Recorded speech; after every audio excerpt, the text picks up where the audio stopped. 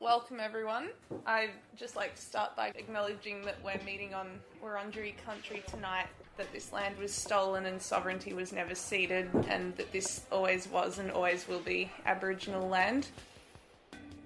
It's just a bit weird, like the major media basically haven't reported on the fact that the Libs don't have a climate policy, and so there's just like so much about it that's been, mounting up over the last few weeks, from like the IPCC report to their announcements and stuff, that we just thought like it would be a really cool opportunity for a good story on it to connect all the dots. And so I don't know, we're thinking maybe like Van Batten or someone, a political reporter, might want to write something. So I'd be keen to like work on that.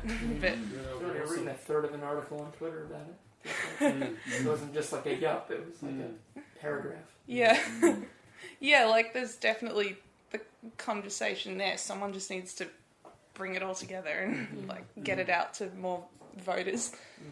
So do we want to just like go round and say, what we thought went well, anything we thought we could improve next time?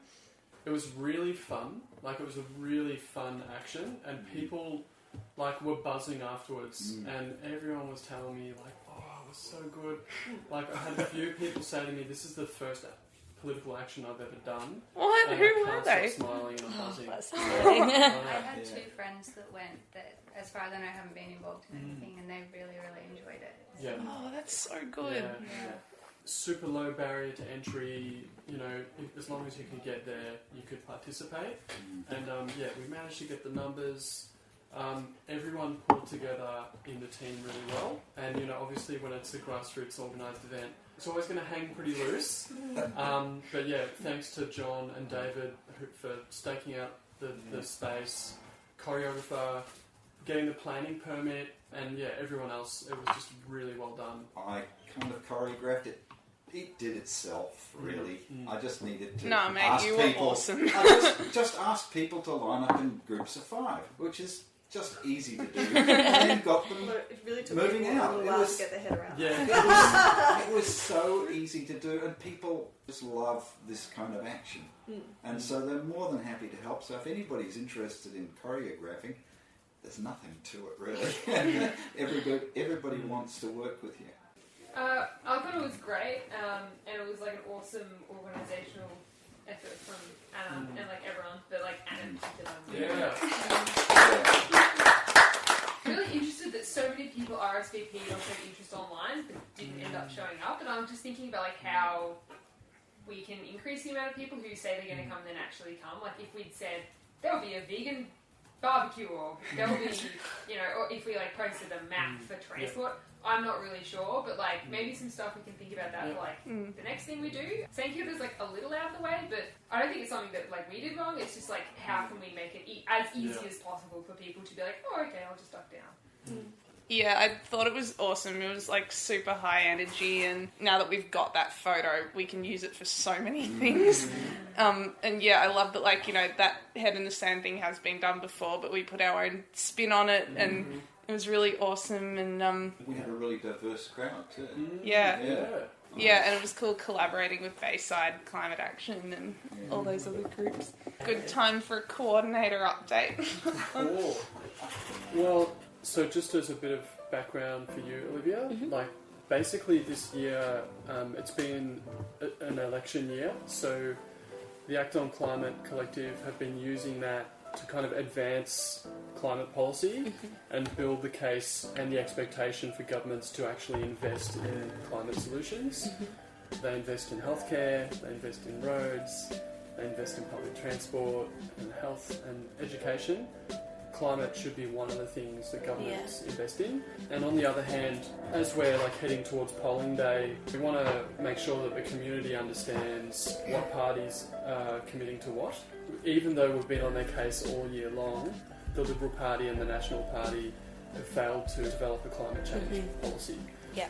So given that we're less than 2 weeks from polling day, we're very much in the mindset of holding them to account for that decision. And the head in the sand action was kind of like the crescendo of our efforts to kind of mock and ridicule them for that really poor position. It's a fun way of raising awareness among the community before they go into the polls. Yeah.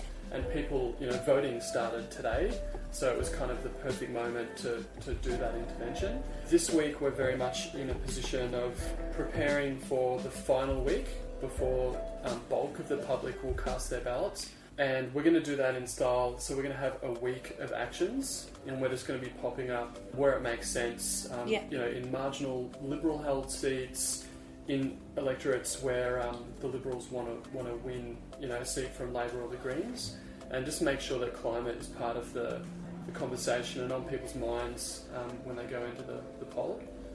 We've known for a long time, like at least the whole year, that the Liberal Party, if elected, they would scrap the Victorian renewable energy target, which is a scheme that will cut emissions by 16% while creating 10,000 jobs and doing a lot of good.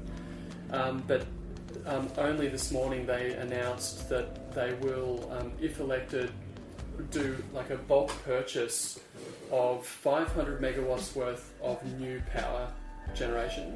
Matthew Guy and the Liberal Party's decision today to be open to new coal and gas being built, we need to double our efforts and make sure this final week is as fun and engaging and as loud and captivating as possible, because we do have even more reason to act now that they've shown preparedness to let new coal and gas be built, and that is mind-boggling, and it's totally irresponsible. Voters that are just reading the news or whatever, because they don't sort of bluntly say coal and gas, it's just going to go over most people's heads. New coal or gas? Really? We know that the cheapest new build energy technology is now renewables. It's wind and solar.